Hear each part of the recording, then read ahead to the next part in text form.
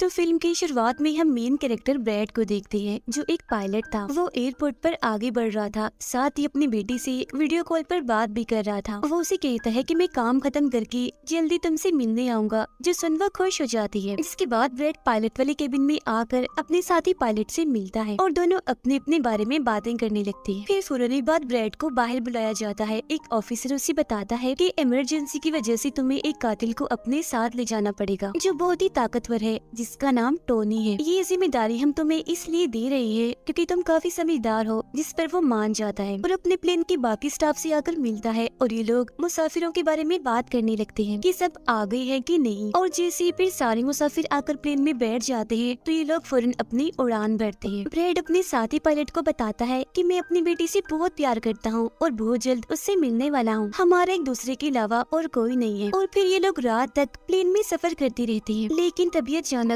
मौसम बिगड़ने लगता है, जिस वजह से ब्रैड परेशान नजर आता है क्योंकि उसे कुछ ठीक नहीं लग रहा था। वो सभी मुसाफिरों को सीट बेल्ट बांधने के लिए कहता है। रेडियो के जरिए वो अपने सेंटर से बात करने की कोशिश भी करता है, पर उसकी बात नहीं हो पाती क्योंकि आहिस्ता आहिस्ता यहाँ के सारे रेडियोस काम करना बंद कर देते हैं। अब तभी अचानक बिजली का तेज झटका प्लेन से आकर लगता है, इस वजह से प्लेन हिलने लगता है। ब्रैड को फिक्र होने लगी थी, इसीलिए जब वो सारे मुसाफिरों को देखने जाता है तो उसे सुकून की सांस आती है क्योंकि सब मुसाफिर ठीक थे। पर यहाँ अब धीरे धीरे करके लाइट बंद होती जा रही थी। जिस बीच एक बार फिर प्लेन को झटका लगता है, जिससे ब्रैड गिर जाता है और उसके माथे पर चोट लग जाती है। इस सारी सूरत हाल की वजह से सारे ही मुसाफिरों की हालत खराब होने लगी थी। ब्रैड वापस केबिन में आकर अपने साथी के साथ मिलकर प्लेन को संभालने में लग जाता है। काफी मुश्किल टाइम था उनके लिए क्योंकि एक तो रेडियो काम नहीं कर रहे थे, ऊपर से स्क्रीन पर भी उन्हें आगे का कुछ भी दिखाई नहीं दे रहा था। तब ब्रैड कहता है कि हमें प्लेन को नीचे लाना होगा क्योंकि अगर एक और झटका लगा तो प्लेन तबाह हो जाएगा। तो फौरन ये लोग प्लेन नीचे लेने लगते हैं। सारे मुसाफिर डरे हुए थे। एक औरत फिर अपनी सीट बेल्ट खोल देती है। उसे देखकर टोनी का ऑफिसर भी ऐसा ही करता है। प्लेन क्योंकि नीचे की तरफ जा रहा था तो ऊपर वाली साइड से वो जोर से टकराते हैं, इतनी जोर से कि फौरन ही उनकी मौत हो जाती है। अचानक तेजी से प्लेन नीचे आने लगता है। तब ब्रैड और उसका साथी जल्दी से इसे कंट्रोल में कर लेते हैं। तभी एयर होस्टेस आकर ब्रैड को बताती है कि मुसाफिरों की हालत खराब हो रही है, जिस पर वो कहता है कि सब कुछ संभालो, अपनी अपनी सीट्स पर बैठने का कहो क्योंकि जल्दी हम करीबी एयरपोर्ट पर उतरने वाले हैं। अब ये दोनों देखते हैं कि हम एक आइलैंड के ऊपर से गुजर रहे हैं, तो कोई और रास्ता फिलहाल ना होने पर ये इस आइलैंड पर प्लेन उतारने का फैसला करती है। वो कोई ठीक सी जगह देखकर फिर प्लेन को उतार ही देते हैं। हालांकि उन्होंने इमरजेंसी लैंडिंग की थी, पर फिर भी सही सलामत वो उतर ही गए थे। अब ब्रैड और उसका साथी तब खुश होते हैं जब उन्हें पता चलता है कि थोड़ी बहुत बिजली अभी भी प्लेन में है। इसके बाद ब्रैड सभी को नीचे उतरने का कहता है। उधर प्लेन की कंपनी का मालिक भी देख लेता है कि अचानक प्लेन कहीं गायब हो गया है क्योंकि उसने प्लेन को लैंड होते हुए नहीं देखा था और काफी देर से रेडियो खराब होने की वजह से उसका राब्ता भी नहीं हो पाया था, इसीलिए वो थोड़ा टेंशन में नजर आता है। अब एयर होस्टेस ब्रैड को आकर बताती है कि टोनी को लाने वाली ऑफिसर की मौत हो गई है। जो सुन ब्रैड को दुख तो होता है, पर वो उसे कहता है कि चलो जो भी हुआ अब बाकी मुसाफिरों का ख्याल रखो। अब सारे लोग इस सोच में थे कि हम यहाँ क्यों उतरे हैं, जिस वजह से ब्रैड सामने आकर बताता है कि इमरजेंसी की वजह से हमें यहाँ उतरना पड़ा। प्लेन में अभी भी थोड़ी बहुत बिजली मौजूद है, जिससे हम बाकी बिजली की चीजों को ठीक कर लेंगे। तब तक आप लोग यहाँ आराम से रहिए, खाना पानी मिलेगा और रहने की जगह भी, और आप लोग घबराइएगा नहीं, बहुत जल्द हम यहाँ से निकल जाएंगे। उधर प्लेन कंपनी के मालिक की मुलाकात एक रेस्क्यू एक्सपर्ट से होती है, जो ऐसे लोगों को खोज निकालने का काम करता है जो मुश्किल में कहीं फंसे होते हैं। कंपनी का मालिक उसे कहता है कि मुझे मेरे प्लेन की सारी डिटेल्स, जैसे कि वो कहाँ गया, उसके वर्कर्स, मुसाफिरों की सबकी जानकारी चाहिए। अब ब्रैड प्लेन के पास आकर उसे ठीक करने में लग जाता है, पर वो देखता है कि प्लेन में पावर बिजली काफी कम है, इसीलिए इनको इंतजार करना होगा क्योंकि रेडियो भी अभी काम नहीं कर रहे। फिर जब वो इस बारे में अपने साथी पायलट को बताता है तो उसका साथी नक्शा देखकर बताता है कि हम एक प्राइवेट आइलैंड पर फंसे हुए हैं। ये कोई आजाद जगह नहीं है, बल्कि यहाँ एक प्राइवेट आर्मी का कब्जा था, जो बुरे लोग थे क्योंकि उसमें सारे ही गुंडे थे, और अगर उन्होंने हमें कोई भी नुकसान पहुँचाया तो गवर्नमेंट भी हमें नहीं बचा पाएगी। जो सुन ब्रैड कहता है कि अब कैसे भी करके हमें अपनी रेस्क्यू टीम को यहाँ बुलाना ही होगा ताकि वो आकर हम सबको बचा ले, क्योंकि यही एक रास्ता है यहाँ से निकलने का। अब ब्रैड सबके पास आकर उन्हें बताता है कि किसी खराबी की वजह से रेडियो अभी भी काम नहीं कर रहा। जो सुनकर सारे लोग काफी परेशान हो जाते हैं। ब्रैड उन्हें फिर तसल्ली देता है कि हम आइलैंड की दूसरी साइड पर जाकर रेडियो को ढूंढेंगे और अपनी टीम से रेस्क्यू टीम को यहाँ भेजने के लिए कहेंगे, जो आकर आप सबको बचा लेगी और मेरे साथ टोनी जाएगा। ये कहकर वो टोनी की हथकड़ी खोल देता है और ये लोग आगे बढ़ जाते हैं।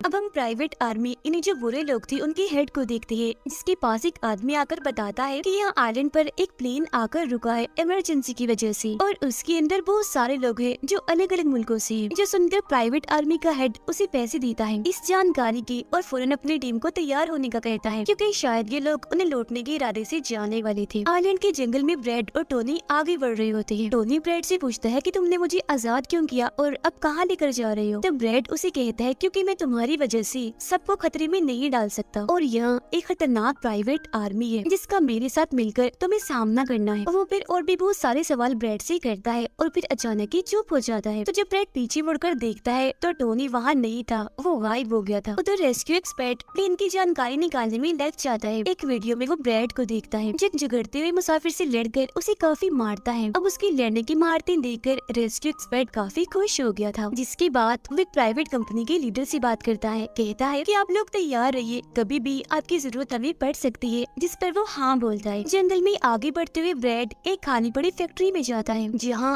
वो एक बंद रेडियो मशीन को ढूंढ ही लेता है और फिर उसे ठीक करके फोन लगाता है। हेल्पलाइन पर उसकी बात होती है, जिन्हें वो अपने प्लेन और इस आइलैंड के बारे में बताता है, लेकिन लाइन में कोई गड़बड़ी होने की वजह से सामने वाला इंसान उसकी बात सुन ही नहीं पाता। तब उसे एक आइडिया आता है, वो ये सारी चीजें अपने बेटे को लिखवा कर उसे अपनी ऑफिस में बताने का कहता है। अब तभी एक आदमी आकर ब्रेड पर हमला कर देता है, तो वो उसे पकड़कर काफी मारता है और बेहोश कर देता है। तभी ब्रेड को महसूस होता है जैसे इस कमरे में कोई आ रहा है, इसीलिए जल्दी से वो छुप जाता है। पर वहाँ और कोई नहीं बल्कि टोनी था, जिसने बहुत सारे गुंडों को मारकर उनके हथियार ले लिए थे, और वो ब्रेड को आवाज लगाने लगता है। फिर जब ब्रेड सामने आता है तो कुछ हथियार वो उससे भी दे देता है। इसके बाद ये दोनों नीचे की तरफ आने लगते हैं। तब यहाँ उन्हें एक कैमरा मिलता है, जिसमें चल रही वीडियो से उन्हें पता चलता है कि वो खतरनाक प्राइवेट आर्मी यहाँ आने वाले लोगों को अगवा कर लेती है, और फिर उन लोगों की फैमिली से अच्छी खासी रकम लेती है उन्हें छोड़ने के बदले। जो देख वो समझ जाते हैं कि हमारे मुसाफिर भी खतरे में हैं। अब ये दोनों बाहर खड़ी गाड़ी में आकर बैठ जाते हैं और अपने मुसाफिरों की तरफ जाने लगते हैं। उधर जब सारी मुसाफिर बैठे हुए थे तो तभी उन्हें किसी गाड़ी की आवाज आती है। वो ये सोचकर काफी खुश हो जाते हैं कि जरूर ये ब्रेड है, पर ब्रेड नहीं, वहाँ तो वो खतरनाक प्राइवेट आर्मी थी। वो गोलियां चलाकर इन लोगों की तरफ बढ़ रहे थे। इन गोलियों की आवाज ब्रेड और टोनी ने भी सुन ली थी। प्राइवेट आर्मी का हेड पायलट से सभी मुसाफिरों की लिस्ट मांगता है। तब जल्दी से एयर होस्टेस उसे लिस्ट लाकर दे देती है। फिर वो हेड पूछता है कि तुम्हारा सीनियर पायलट ब्रेड कहाँ पर है? जिस पर वो बताता है कि किसी काम से वो जंगल में गया था, पर अभी तक वापस नहीं आया। इसी दौरान एक औरत वहाँ से भागने की कोशिश करती है, पर वो लोग गोली चलाकर उसे मार देते हैं। ये आवाज सुनकर ब्रेड उनकी मदद करने के लिए भागता है,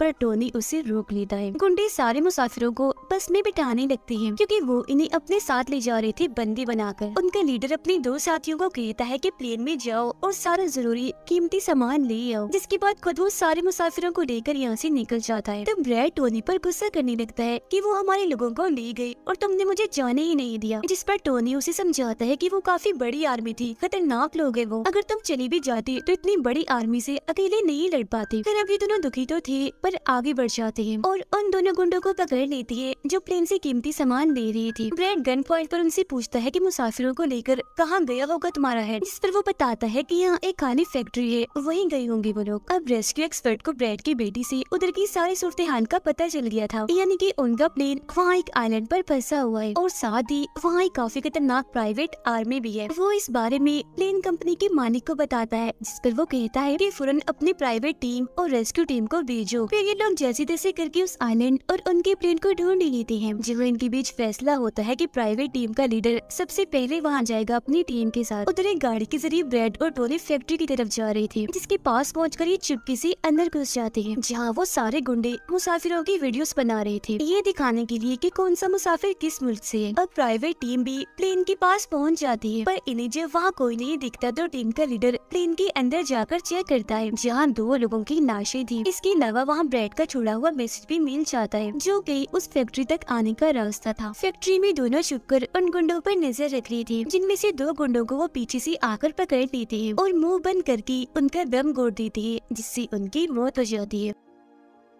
फिर ये खुफिया दरवाजे से आगे बढ़ते हैं और एक कमरे के बाहर जा पहुंचते हैं। उस कमरे के अंदर ही सारे मुसाफिरों को कैद किया हुआ था। वहाँ बहुत सारे गार्ड्स खड़े हुए थे, जिन्हें देखकर टोनी को काफी गुस्सा आ जाता है। इसीलिए वो वहाँ पड़ा हथौड़ा उठाकर एक एक करके सभी को मारता जाता है। फिर ब्रैड एक गुंडे से चाबी लेकर उन मुसाफिरों को कमरे से आजाद कर देता है। वो फिर सबको कहता है कि जल्द से जल्द प्लेन के पास पहुंचो, क्योंकि रेडियो के जरिए मैंने मदद मंगवाई है, रेस्क्यू टीम आती ही होगी। इसके बाद वो सब लोगों को बस में बिठाता है। तभी टोनी उसके पास आकर बताता है कि वहाँ बाहर बहुत सारे गुंडे खड़े हुए हैं, तो हम यहाँ से नहीं निकल सकते। वो जब फिर मुसाफिरों को परेशान देखता है तो कहता है कि मैं मुसाफिरों का ध्यान भटकाऊंगा, जबकि टोनी तुम सभी मुसाफिरों को यहाँ से ले जाना। जो कहकर ब्रैड वहाँ से निकलकर गुंडों के पास आता है। उनके हेड से बात करता है कि मेरी टीम यहाँ आ रही है, इसीलिए तुम मेरे मुसाफिरों को छोड़ दो। अब तभी गुंडे आकर उसे मारने लगते हैं और उनका हेड कहता है कि ऐसे कैसे छोड़ दूं, पैसों के बगैर मैं किसी को नहीं छोड़ता। जिसके बाद अब वो गोली से जैसे ब्रैड को मारने वाला होता है कि तभी प्राइवेट टीम यहाँ आकर उन पर हमला कर देती है। वो काफी गोलीबारी करती है, इसमें बहुत सारे गुंडे मारे जाते हैं। जिसके बाद वो ब्रैड को लेकर यहाँ से जाने लगते हैं, बस में बैठकर निकल जाते हैं। गुंडों का लीडर देखता है कि बाकी गुंडों के साथ साथ मेरा भाई भी मारा गया है, तो उसे काफी गुस्सा आता है। इसीलिए वो अपनी टीम को कहता है कि जल्दी करो, तैयारी पकड़ो और हाँ, किसी को भी मत छोड़ना, एक एक को चुन चुन कर मार देना। गाड़ी में ब्रैड उस प्राइवेट टीम से बात करने लगता है, तब उनका हेड उसे बताता है कि हम छोटी सी प्राइवेट टीम है जो बस तुम्हें यहाँ बचाने की मिशन में आई है, क्योंकि हम कोई रेस्क्यू टीम नहीं है। उन्हें आने में तो अभी और भी वक्त है। जो सुन ब्रैड घबरा तो जाता है, पर कहता है कि कोई बात नहीं, मेरे पास एक आइडिया है। इसके बाद ये लोग भी प्लेन के पास आ जाते हैं, जहाँ सारे मुसाफिरों को टोनी पहले ही ला चुका होता है। ब्रैड फिर अपने लोगों को कहता है कि प्राइवेट टीम हमारी मदद करने यहाँ आ गई है और अब उनकी मदद से हम प्लेन को चला लेंगे और फौरन यहाँ से निकल जाएंगे। तो आप सब लोग जल्दी से प्लेन में बैठ जाएं, क्योंकि हम रेस्क्यू टीम का इंतजार नहीं कर सकते, उन्हें आने में वक्त है और अगर हम यहाँ रुके तो उस खतरनाक आर्मी के हाथों मारे जाएंगे। जो सुनकर सारे लोग प्लेन में बैठ जाते हैं, जबकि ब्रैड प्राइवेट टीम के लीडर के साथ मिलकर प्लेन को ठीक करने में लग जाता है। जहाँ तभी वो गुंडे आकर इन पर हमला कर देती है, जिनको देखकर प्राइवेट टीम उन्हें रोकने में लग जाती है और यहाँ दोनों तरफ से ही काफी गोलीबारी होती है। पर इस टीम के पास काफी अच्छी गन्स थी, तो वो बहुत सारे गुंडों को मार गिराती है। ब्रैड टीम के लीडर को बताता है कि मैं अगले 5 मिनट में प्लेन को स्टार्ट कर दूंगा, मतलब कि चला दूंगा, जिसके बाद हम सब लोग उड़ान भरेंगे। फिर वो टोनी का शुक्रिया भी अदा करता है कि तुमने मेरा इतना साथ दिया। फिर ब्रैड गोलियों के बीच से ही होता हुआ अंदर आकर बैठ जाता है और अपने साथी पायलट के साथ मिलकर प्लेन चलाने लगता है। टोनी की गोलियां खत्म हो गई थी और जब वो प्राइवेट टीम का बैग चेक करता है तो उसे वहाँ पैसों से भरा हुआ एक बैग मिलता है। पर फिलहाल पैसों को ऐसे ही छोड़कर दूसरे बैग से गन लेकर दोबारा गुंडों से लड़ने लगता है, जहाँ तब तक ब्रैड भी पूरे प्लेन को घुमा भी चुका होता है। फिर वो प्राइवेट टीम भी प्लेन में चढ़ने लगती है। ब्रैड को प्लेन कंपनी का मालिक बताता है कि मैं तुम्हें कोई महफूज जगह बता दूंगा जहाँ तुम जा सकते हो। सभी लोग तो प्लेन में चढ़ जाते हैं, पर टोनी नहीं चढ़ता। वो पैसों से भरा बैग लेकर वहाँ से भागने लगता है। तब उसे जाता हुआ देखकर प्राइवेट आर्मी उनके प्लेन पर हमला कर देती है। उनका हेड प्लेन के सामने रॉकेट लॉन्चर लाकर उन्हें एक ही झटके में उड़ाने का सोच रहा था, लेकिन उसे टोनी देख चुका था। वो उसे गोली मारकर गिरा देता है, ऐसा करने से रोक लेता है। ये देखकर ब्रैड को बहुत खुशी होती है, जिसके बाद वो अपनी पूरी ताकत लगाकर प्लेन उड़ाने में कामयाब हो ही जाता है। इस वजह से टोनी भी खुश था और वो भी फिर वहाँ से चला जाता है। ब्रैड प्लेन को आइलैंड से दूर ले जाता है, जबकि प्लेन का मालिक उसे एयरपोर्ट का बताता है जहाँ ये लोग जा सकते थे, जो काफी करीब था। तब ब्रैड उस तरफ प्लेन ले जाने लगता है, पर एक बार फिर प्लेन तबाह होने लगता है। इसलिए ब्रैड दोबारा से इमरजेंसी लैंडिंग करवाता है और उनका प्लेन नीचे आने के बाद जंगल के रास्ते आगे बढ़ने लगता है। सब लोगों की जान बच गई थी, इसीलिए वो काफी खुश थे। उधर प्लेन कंपनी का मालिक और उसकी टीम भी बेहद खुश थी। ब्रैड और उसका साथी भी सुकून की सांस लेते हैं कि कम से कम वो उस आइलैंड से तो निकल आए थे और सबकी जान भी बच गई थी। कुछ ही देर में यहाँ इनकी रेस्क्यू टीम भी आ जाती है, जिन्हें देखकर सारे मुसाफिर खुश तो थे, साथ ही ब्रैड की बहादुरी पर तालियां बजा रहे थे। ब्रैड फिर सारे मुसाफिरों को रेस्क्यू टीम के साथ भेज देता है, जिसके बाद वो अपनी बेटी से बात करता है। वो इस बात से काफी खुश थी कि थैंक गॉड मेरे डैड जिंदा हैं। दोनों भाई बेटी बात करके बहुत खुश थे और इसी के साथ ब्रैड की बहादुरी की